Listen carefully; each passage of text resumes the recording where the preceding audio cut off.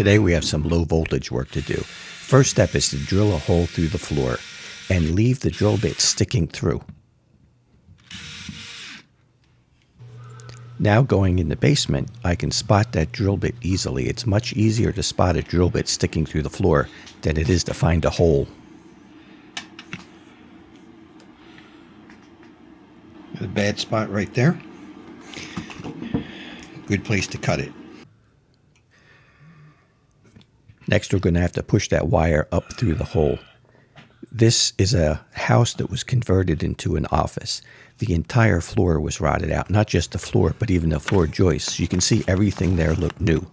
So the receptionist's desk is in the middle of the floor when you enter the house. In order to avoid having wires across the floor, I brought the wire up right through the middle.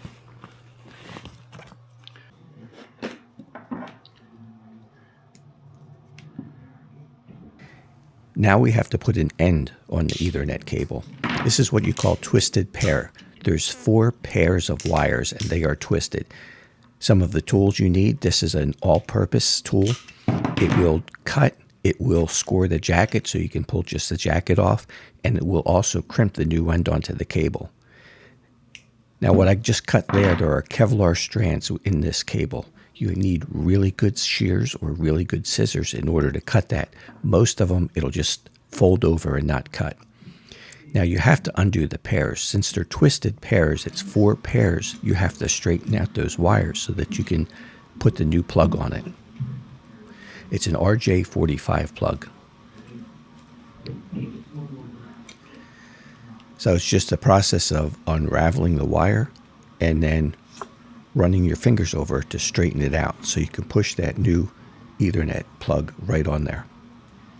There's a specific order that the wires need to be in, the color order. I'll attach a color chart that you can see. There's 2 different standards. You pick one and stick with it.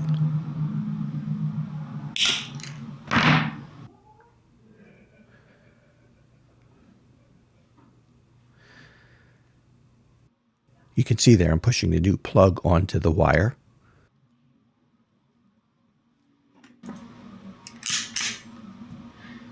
See, it's sticking out. I'm going to put it in the crimper. It's going to crimp it, and then it's going to trim those wires flush with the plug.